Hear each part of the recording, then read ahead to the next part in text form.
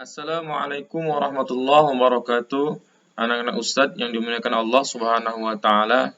Alhamdulillah kembali lagi kita pada pelajaran pendidikan agama Islam. Pada kesempatan kali ini Ustadz akan menyampaikan materi masih seputar surah Al-Kautsar. Namun pada kesempatan kali ini Ustadz akan menyampaikan tentang pesan dari surah Al-Kautsar. Anak-anak Ustadz boleh di rumah membuka buku pegangan PAI-nya pada halaman 115. Nah, nanti di situ Ustadz akan menambahkan agar penjelasan dari materi surah Al-Kautsar ini lebih lengkap. Anak-anak Ustadz yang dimuliakan Allah Subhanahu wa taala, surah Al-Kautsar adalah surah yang ke-108 dalam urutan surah-surah di dalam Al-Qur'an.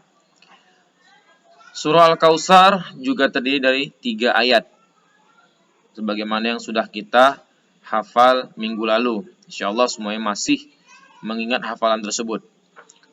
Kemudian dinamai surah ini dengan surah Al-Kautsar itu karena diambil dari kata Al-Kautsar yang terdapat pada ayat pertama surah Al-Kautsar.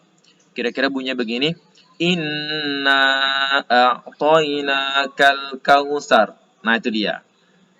Al-Kautsar pada ayat pertama diambil menjadi nama surah dari surah Al-Kautsar. Kemudian Al-Kautsar artinya apa? Al-Kautsar artinya nikmat yang banyak. Anak-anak Ustadz yang dimuliakan Allah Subhanahu wa taala, kita masuk kepada pesan surah Al-Kautsar. Apa pesan dari surah Al-Kautsar ini?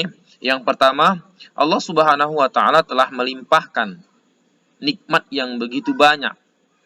Itu pesan yang pertama. Hal ini sesuai dengan ayat pertama dari surah Al-Kautsar yang berbunyi Inna a'tainakal kautsar. Artinya apa? Sungguh kami telah memberimu Muhammad dalam kurung nikmat yang banyak. Ternyata dalam surah ini secara khusus nikmat yang banyak itu diberikan kepada Nabi Muhammad SAW. Namun secara umum nikmat yang banyak itu juga diberikan kepada kita semua, seluruh manusia.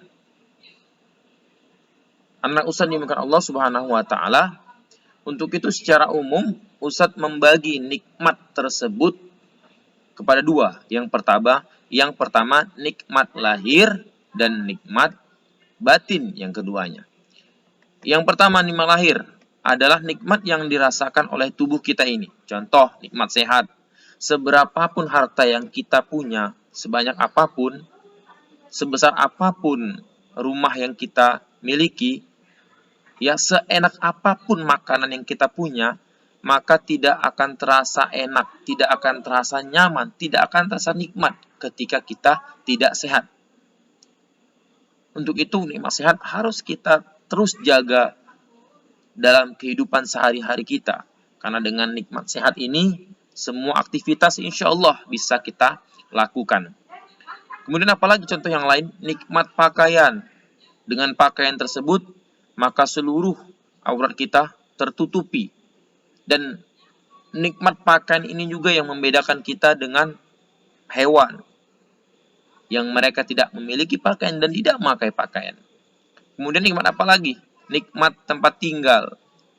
Dengan kita memiliki tempat tinggal, maka kita terhindar dari terkena hujan, sejuknya angin malam, panasnya matahari. Inilah nikmat-nikmat lahir. Dan masih banyak lagi nikmat lahir lainnya. Yang kedua, nikmat batin. Apa itu? Adalah nikmat yang dirasakan oleh hati kita. Sebagaimana Rasulullah SAW dibedah dadanya. Maksudnya apa? Dibedah hatinya oleh malaikat Jibril untuk mengeluarkan segala penyakit-penyakit hati. Contohnya apa? Nikmat batin itu. Nikmat Islam.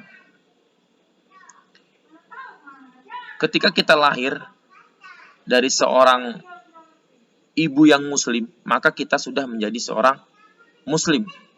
Artinya apa? kita sudah dalam keadaan nikmat Islam. Islam itu sudah berada dalam hati kita.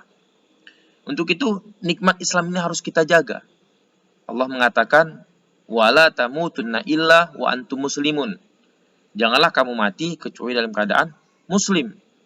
Karena nikmat Islam itu adalah pintu untuk masuk ke dalam surganya Allah Subhanahu wa Ta'ala. Baik sedikit ataupun banyak dosa dan pahala kita, maka ketika kita dalam keadaan Islam, maka di ujungnya nanti insya Allah kita masuk dalam surganya Allah Subhanahu wa Ta'ala. Kemudian contoh yang lain, nikmat batin apa? Nikmat iman. Yakin kepada Allah Subhanahu wa Ta'ala. Dengan nikmat iman ini pula lah yang menentukan seorang muslim langsung masukkah ke dalam surga ketika ia mati, atau malah masuk terlebih dahulu ke dalam nerakanya Allah, agar dibersihkan segala dosa-dosa yang dilakukannya di dunia. Untuk itu anak-anak Ustadz harus kita jaga nikmat Islam dan nikmat iman ini, agar kita selamat dunia dan akhirat. Dan yang kedua dari surah Al-Kautsar apa? Bahwa Allah memerintahkan agar kita mendirikan sholat dan berkurban. Apa bunyinya? Fasholli li rabbika wanhar. Maka laksanakanlah sholat, dirikanlah sholat karena Allah, karena Tuhanmu. Dan berkurbanlah. Untuk apa? Mendekatkan diri kepada Allah Subhanahu wa Ta'ala. Apa maksudnya? Agar ketika manusia diberikan segala banyak nikmat, maka manusia tidak boleh lupa kepada Allah Subhanahu wa Ta'ala. Harus selalu ingat dan bersyukur kepada Allah Subhanahu wa Ta'ala atas nikmat tersebut. Dengan cara apa? Dengan cara sholat. Kenapa harus sholat? Karena sholat merupakan tiang agama. Dan sholat juga merupakan ibadah yang pertama kali ditanya oleh Allah Subhanahu wa Ta'ala di akhirat kelak. Maka sholat ini harus benar-benar kita jaga sepanjang hidup kita. Adapun berkurban, maka adalah salah satu cara tambahan agar kita lebih mendekatkan diri kita kepada Allah Subhanahu wa Ta'ala. Sebagaimana Allah Subhanahu wa Ta'ala menguji Nabi Ibrahim dengan mengorbankan anaknya. Anak-anak Ustadz yang dimuliakan Allah Subhanahu wa Ta'ala, adapun pesan yang ketiga adalah tidak menjauhi petunjuk Allah. Apa bunyinya? Inna syani'aka huwal abtar. Ya, apa artinya? Sungguh orang-orang yang membencimu. Siapa di sini maksudnya? Nabi Muhammad. Dialah yang terputus dari rahmat Allah. Kita ketahui bahwa pada masa Rasulullah, Nabi Muhammad SAW, maka orang-orang kafir Quraisy sangat membenci Nabi Muhammad SAW. Maka ayat ini mengingatkan agar manusia tidak menjauhi petunjuk Allah Subhanahu wa Ta'ala yang telah disampaikan oleh para rasulnya. Apalagi sampai tidak mempercayai Allah Subhanahu wa Ta'ala, sampai tidak menyukai petunjuk Allah Subhanahu wa Ta'ala. Maka artinya ketika ia tidak menyukai, tidak mempercayai petunjuk Allah, maka Allah juga akan benci kepada orang tersebut. Dan akhirnya apa? Orang-orang yang seperti itu akan dijauhkan dari kasih sayang Allah Subhanahu wa Ta'ala. Inilah 3 pesan dari surah Al-Kautsar.